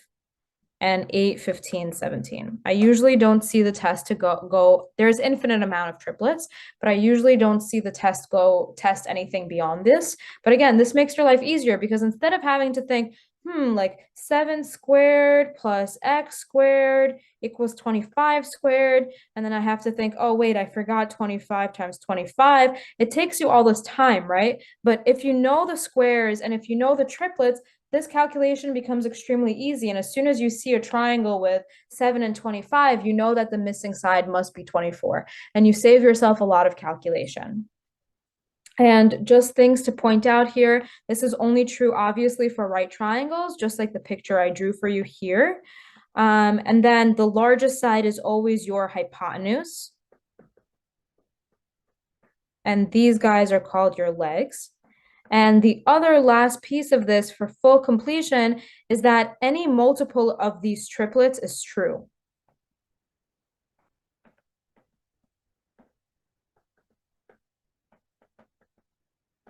So what does that mean? It means that it doesn't just have to be 3, 4, 5. It can be 3, 4, 5 times 2. So 6, 8, 10 is also true. 30, 40, 50 is also true. So any multiple of those is true. So that's another thing to watch out for. If you notice that it's a right triangle and it's not a triplet that you recognize, just double check that it's not one of the triplets that you do have memorized and you do know, but a different multiple of it. So that's the big spiel of things that I think that you should memorize. And it's kind of like a good review for you guys to have from this webinar, to kind of have a note sheet and go back to and study. Like when we say like don't study the day before or the morning of, things that I usually allow are things that are reviews. So nothing brand new, no brand new questions.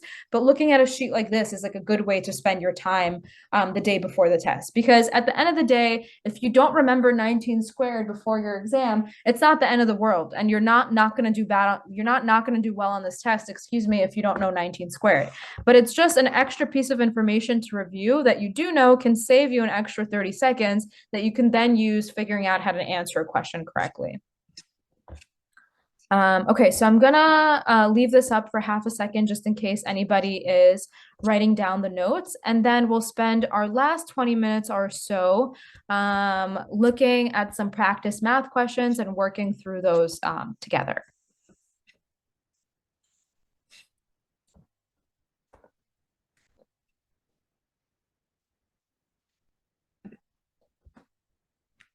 Okay, so let's look at let's do 3 of these questions that are short answer, and then we'll move to the multiple choice, which is the majority of the exam.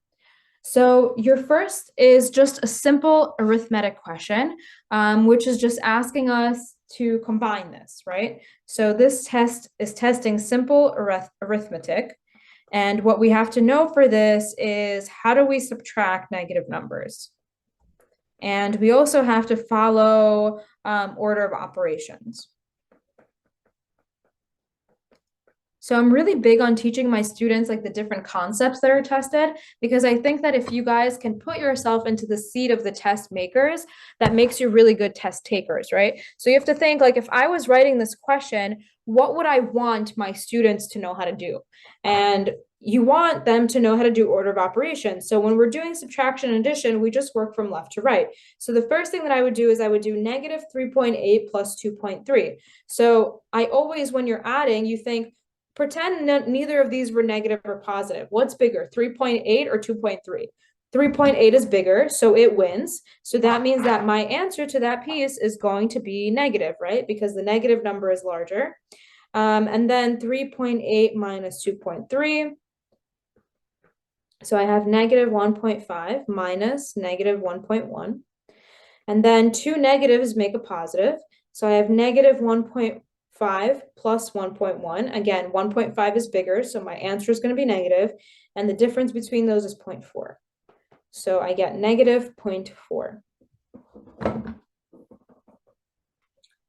Next one is I see a lot of words, and your goal in math is to turn those words into numbers, right? So I have angle M and angle R are supplementary. So supplementary to you guys equals add up to 180. And while we're reviewing, what does complementary mean?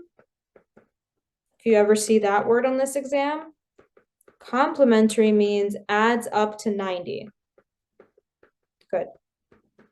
So I know angle M plus angle R equals 180 degrees. That's what that means to my brain when I read that. Next, angle R means equal. So means equals on the math test. So angle R equals 5 times angle M.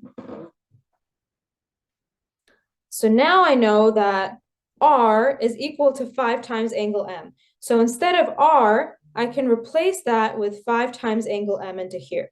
And my goal of doing that is now everything is in terms of one variable. So I have angle M plus 5 times angle M is equal to 180. So together, I have 6 times angle M is equal to 180. And if I divide that by 6, I know that 1 angle M is going to be 30 degrees. So now I know that angle M is 30 degrees, and I know that since they're supplementary, that means angle R has to be 150 degrees.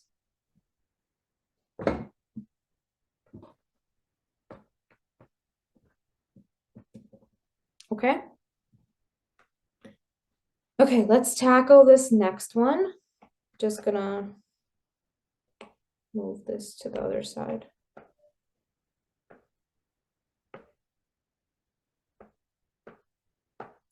So we have a mixture contains 3/16 gallon of apple juice and 3/40 gallons of cranberry juice. How many gallons of apple juice per gallon of cranberry juice? So per to you guys on this test means divide. So basically what they're saying is you have a proportion, right? So you have apple juice to cranberry juice. So they're saying that 3/16 apple juice is to 3/40 cranberry juice. And then they're saying how many gallons of apple juice. So how many to you is always your question or your variable. So how many, I can call that X, and it's in the same column of apple juice, right? Because that's what they're asking me about. Per gallon of cranberry juice. So per 1 gallon, right? The one is like assumed. So the one goes here. And now you have your proportion. Anytime you have a proportion, what you have to do to solve it is cross multiply. So now we have 3/16 times 1 equals 3/40 times X. So now the rule is I need to get X alone. So I need to do opposite operation. So X is being multiplied by 3 and divided by 40. So I'm going to do the opposite, right? I'm going to multiply by 40 over 3. And this is going to cancel out, which is what I want. So I got X alone. And X equals, these cancel out. And then these are both divisible by 8. So I have 5 over 2. And they specifically tell me to put in my answer as a decimal. So 5 over 2 is the same thing as 2.5. And that's how you guys would bubble in your answer. And since we are doing the nonfiction, this part, the written questions, I do want to take a second to review the proper way of bubbling things in. So you definitely want to bubble in all the way. So you want to circle your answers as dark as possible. If your answer is negative, the negative sign is always first. If it's positive, you just skip the first box and you don't have to bubble. There's no positive thing to bubble in. You just leave it blank. Your decimal points are available in your first kind of line of your table. And then you have all your digits 1 through 9. And you'll also notice that it doesn't really matter where you start. So this could have also been bubbled in as 3.2 and you would have gotten full credit. That's fine. Also, this could have been bubbled in as 3.20 and you would have gotten full credit. So it's all about your preference. Our answer is 2.5, so we could have bubbled it in as 2.5, and then obviously these would match, or you could have started one box over and that still would have been totally correct.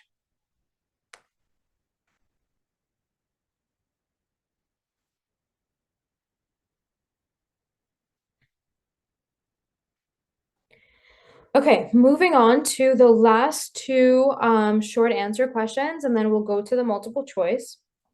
So we have Mr. Chan's lawn, which grows 2 1/8 inches every 2 weeks. So plus 2 1/8 every 2 weeks. He mows his lawn and cuts off every 2 weeks. So that means minus 1 3/4 every 2 weeks. And then we started at 4 inches, right? Initially. And our question is, how tall is it after 8 weeks? So you have to find what is the net change every 2 weeks. So it grows 2 1/8, and then he cuts off 1 3/4. So what is the net difference? So plus 2 1/8, or to make it easier, I'll keep this into 1/8, right? Minus 1 6/8. So who's going to do that subtraction for me?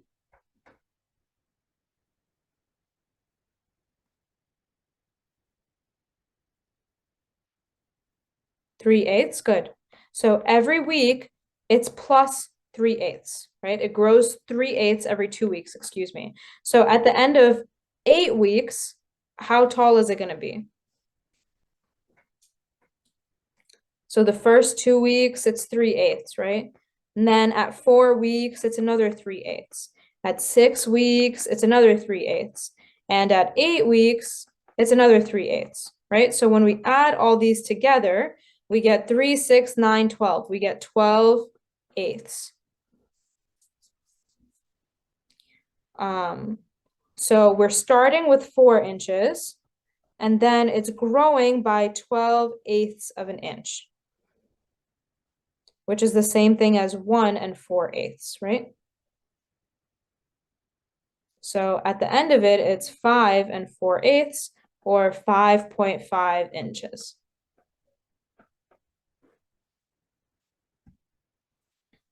Yeah, good job, guys, everybody that's participating in the chat.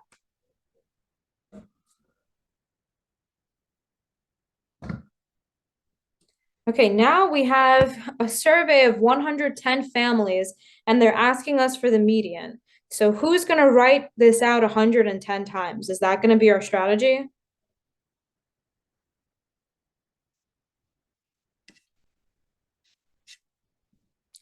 What's going to be our strategy?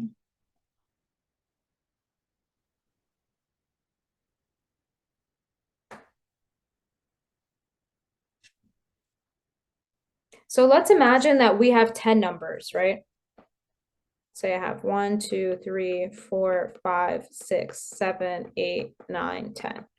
How do I find my median, right? So my median, 1, 1, 2, 2, 3, 3, 4, 4, is in between number 4 and 5. I mean, number 5 and 6. Right? So how do I get to that number? Well, 10 divided by 2 is 5. So my median should be somewhere in between the half number and then the other number, right? So if I have 110, that means my median should be somewhere in between 55 and 56. Does that make sense? So now I have to think, what does my number set look like? Well, I've got 0, 0, 0, 0, 0 for 45 values. And then I have 1, 1, 1, 1, 1, 1 for 32 values, right? So my first 45 numbers are 0, and I'm interested in number 55 to 56. My next 32 numbers are 1. So you realize that 55 and 56, number 55 and 56, are both going to be 1s. Does that make sense?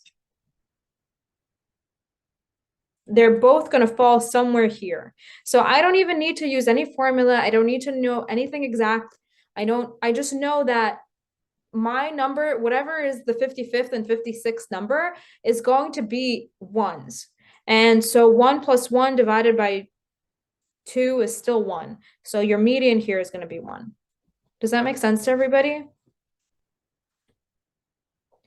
I think it's really important to understand that as a strategy so that you don't have to like think too hard about it. You don't have to do anything. If you just think like, okay, 0, 0, 0, 0, it's going to keep going 0. This number is going to be my 45th 0, right? Because this table tells me that 0 goes 45 times. And then I'm going to start saying 1, 1, 1, 1, 1, 1, 1, 32 times. I'm already on 45. So by the time I get to the 10th one, I'm already on 55. So I don't really care how this goes on and on and on. I know that my 55th and 56th number are the same. They're both 1. So the median of my whole number set is going to be 1.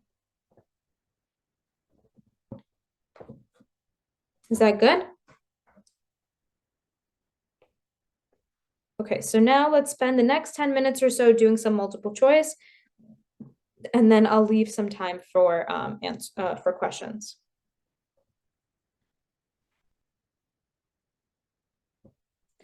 Okay, so now we have Mr. Jones has 550 goats, which is 10% more than Mr. King has. How many more goats does Mr. Jones have than Mr. King? So the way that I would think about this is I would think about King and I would think about Jones, right? So they're telling me that Mr. Jones has 550 goats. And, oh, sorry, I wrote the wrong name. So Mr. Jones has 550 goats. And I don't know how many goats Mr. King has, right? I don't know what that is. But I know that Mr. Jones has 10% more than Mr. King.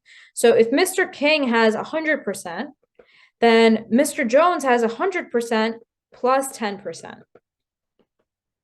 So now, again, we have our proportion. All we have to do is cross multiply. So we have x over 550 is equal to 100 over 110. And all I have to do to get the correct answer now is just multiply across. So we have 110x is equal to 550 times 100. Now, my other strategy whenever I work on math is I don't like multiply things until the very end. I'm going to divide by 1/10 first because look what happens. I can get rid of a 0, right? And that just makes my life easier. And then if you guys are good at multiplication, which is what I was trying to get across before, you know that 55 and 11 cancel as well. So now I just know that x is 500. And you don't have to waste your time doing this real multiplication and division. And then you always check your answer, right? Does it make sense that you have an answer that's less than 550? I mean, in this case, all the options are less than 550, but it does make sense because they tell you that Mr. Jones has 10% more. So you expect that Mr. King has less goats, which is what you calculated, which is correct. And then you can always like think back and think, okay, does this make sense? What's 10% of 500? That's 50. And Mr. Jones has 10% more, so 550. So I always double check and I work both ways to make sure that my answer makes logical sense.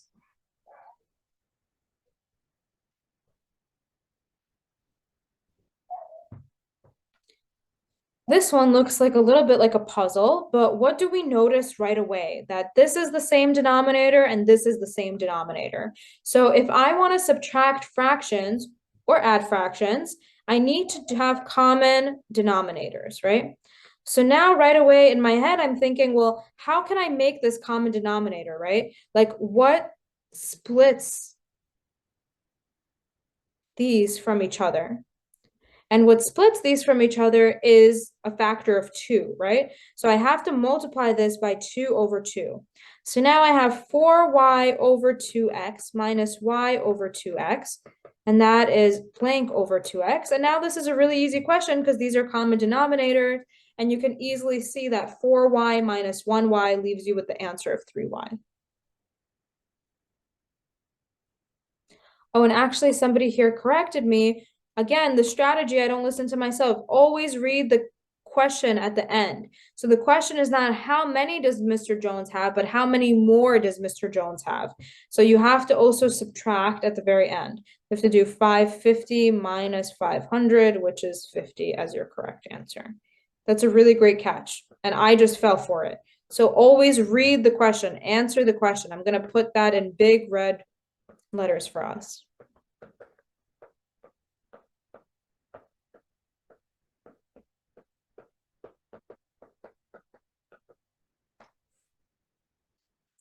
Okay, we've got our first geometry question.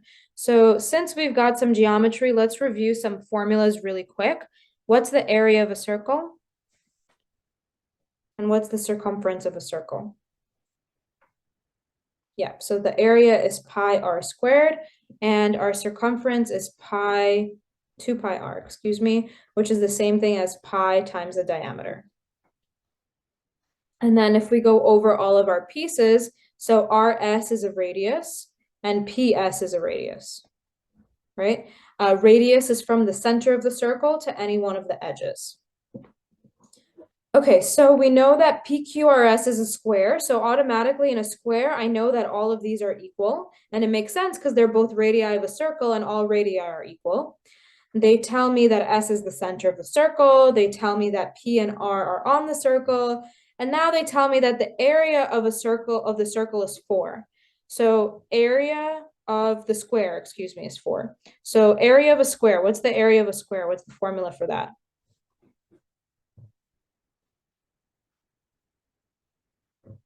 Area of a square, not of a circle. Yeah, side squared, right? So if they tell me that the area of the square is 4, then you guys can tell me a side, right? All I have to do is take the square root of 4, and I know that one side is just 2. So now I know that my radius is 2, right? I know that all around, all of these must be 2 for the area of the circle to be 4.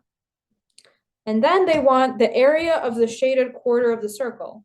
So I know that the area of the full circle is pi r squared, but they want a quarter of the circle. So I'm going to do 1/4 pi r squared. And I just figured out that r is 2. So I have 1/4 2 squared, 1/4 pi times 4. The 4's cancel. So my answer is just pi.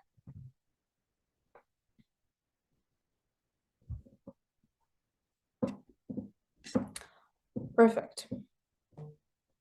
And again, if it wasn't clear that it's just like that, you can just see that it's a quarter of the circle.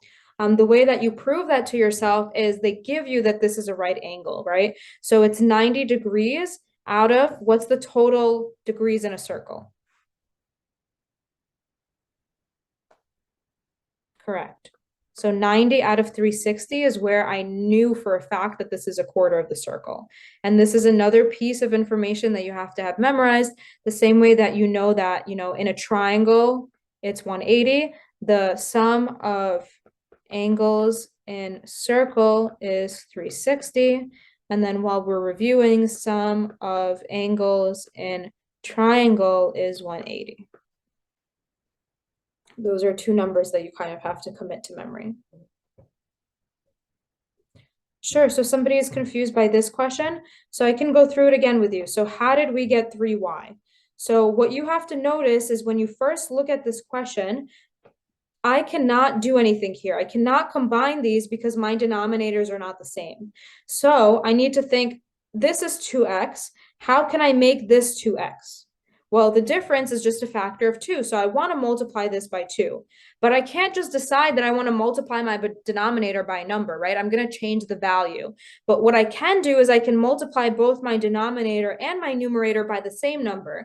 Because if I multiply by 2/2, I'm not changing the value of my fraction because 2/2 is just 1. It's just another way of multiplying by 1, but it's reformatting it in a way that I can now subtract it because now I have common denominator. So I choose to multiply by 2/2 to make the fraction look like I want it to look so that I can manipulate it and I can subtract it. So when I multiply it by 2/2, 2 times 2y gives me 4y. 2 times x gives me 2x, which is what I wanted. And then the second fraction I didn't touch. It just stays as y/2x. But now, since these are now common denominator, I can easily subtract them. 4y minus y, 1y leaves me with 3y. And on the bottom, my denominator stays the same. That's how we subtract fractions, right? That's the rule of fractions. You could absolutely multiply it by 4 out of 4. So what happens when we multiply it by 4 out of 4? Let me just rewrite it here. So if I choose to multiply this by 4 over 4, I get 8y over 4x. But I can't combine these, right? These are not the same. If you wanted to, then you have to also multiply this by 2 over 2 to make them the same, right? And then you get 6y over 4x, which simplifies to 3y over 2x, right? They're the same thing. You can multiply any fraction by anything over anything because you're just multiplying by 1, but you want to choose the correct thing to multiply it to make it common denominator, right? You don't just, like, technically you can multiply it by 1,000,000 over 1,000,000 if you wanted to, because that's still equal to 1. But you want to make the right choice to do common denominator.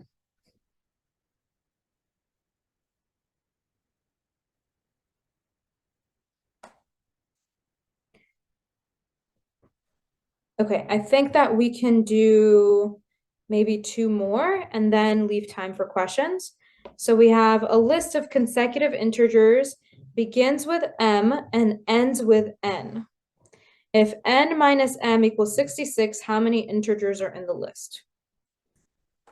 So what does consecutive mean?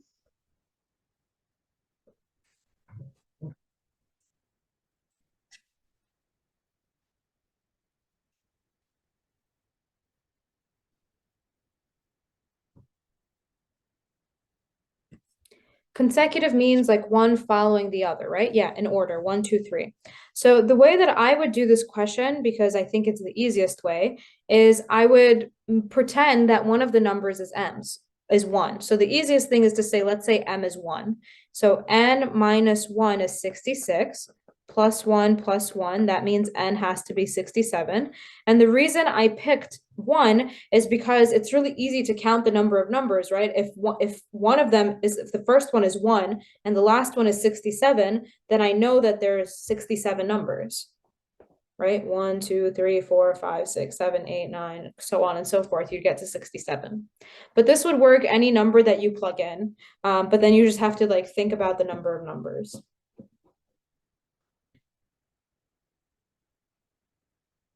Okay, and finally, this last one will be the last one that we work on. So this is another one that teaches you about order of operation.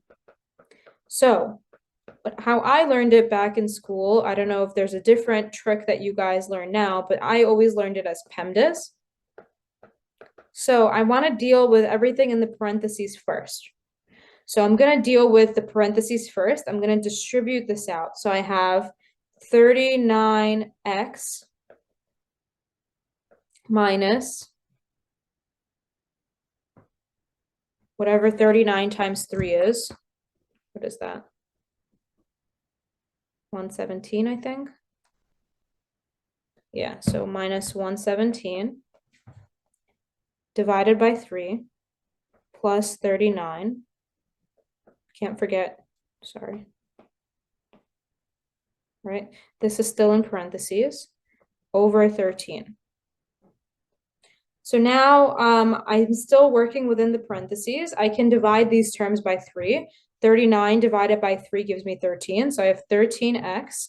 And then 117 is divisible by 3 as well. So 117 divided by 3. You can say 117 plus 39 plus 39 over 13.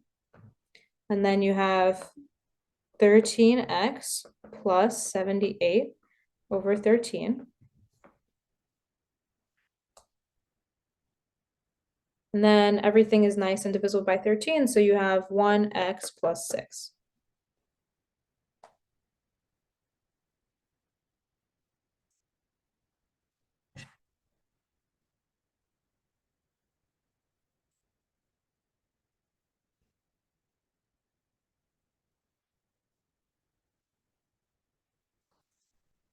I don't know where I messed up. Let's try again. Yeah, you don't have to distribute. You could also just divide the 39 by 3. So if we do this, we get 13, x minus 3 plus 39 over 13. And then you can divide each term by 13, so you can get rid of this and just say it's x minus 3 plus 3. Because I divided 13 by 13 and 39 by 13 to get 3. And then x minus 3 plus 3, these cancel, so you're just left with x.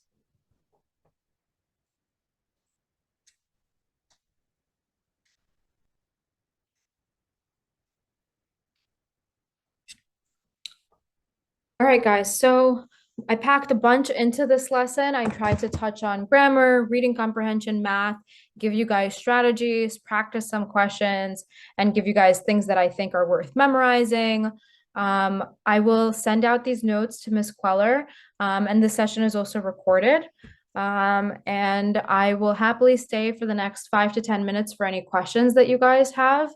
And I wish you the best of luck as you continue studying for your SHSAT. I think the most important part of studying at this length of journey where you guys are at, where it's like pretty close to your exam, is doing practice questions and thinking about strategies and big pictures and making sure that you guys give yourself time to sit for full practice exams, because working on stamina and being able to sit and focus for 3 hours is also a really, really, really important part of doing well on the exam. So with that being said, everybody that doesn't have questions, you guys are free to go. Thank you for tuning in to another webinar. And then anybody that has any questions, I will happily sort of stay behind and answer any questions that you guys have. And enjoy your weekend and enjoy your Friday night. Thank you guys. Good night.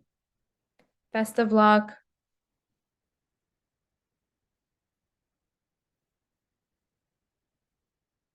On your exam, the whole packet, you're just given the whole exam at once. So the reading, math, and grammar section, and it's your choice how you split your time. So you don't have to spend a certain amount of time on reading or on grammar and math. You have the full 3 hours, and you get to decide how it's distributed. So that's a really unique part of this test. And it's important to think about how you want to spend your time. And it's different for every single person, depending on what your strengths, weaknesses are. And then somebody asked how to work on stamina. So the way that you work on stamina is you take these exams for 3 hours and you kind of figure out where you get tired, how you figure it out, what strategies you can use to refocus and recenter yourself. And the more that you practice these 3 hour exams, the more routine that it'll feel. If you do it like every day going up to the test, it'll just feel like, oh, it's another day, another practice exam.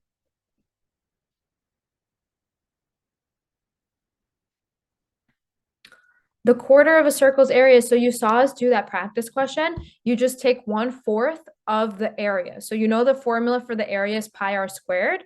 So you just add 1/4 to that area. So literally a quarter of the area formula, 1/4 pi r squared. And then we knew the radius in that question. So we just plug in the radius and then you simplify.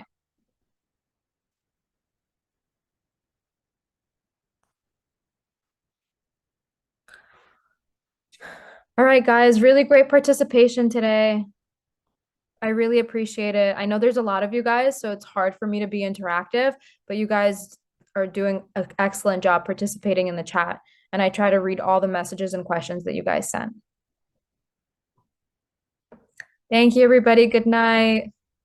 Good luck.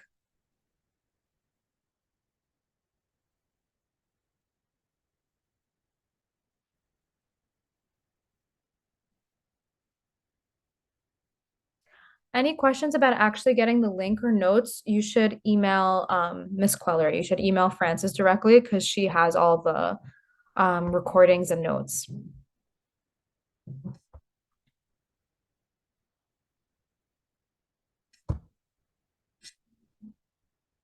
All right, guys, it looks like the questions about content and stuff is dying down.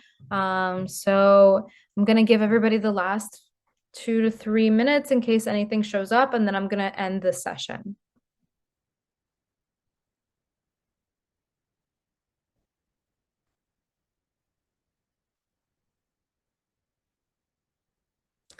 Questions about like exact scores are really difficult. There's no good, the DOE does not release their calculator, so it's really hard for us to be able to predict it. Kweller Prep has their own calculator that one of our managers came up with, that you can maybe ask either Francis or your own. If you're like in a small group tutor, you can ask them to plug it in and calculate it to estimate your score, but it's really difficult to estimate your score. Every single calculator is different. My best suggestion would be to take an average of them. It's very different every single year. It depends on the curve. I would not focus on that with the time that you have left. I would focus more on learning from your mistakes, and how to maximize the questions you get right. Don't worry about the conversion. It is what it is. You cannot control it, and it depends on the number of students applying. All right, guys, we're dwindling down. There's just 4 of us left. Any last minute questions before I end the session? When filling out the bubble sheet, the placement does matter. You should put 3.0. I believe in the instructions, it says to start at the leftmost that you can. But I would always reread the instructions on the bubble sheet prior to bubbling, and they show you practice ones of how to bubble correctly. So just exactly match their formatting. Don't do anything new or funky, and you should have no issues with bubbling. Okay, thank you, everybody. Have a good night. Best of luck.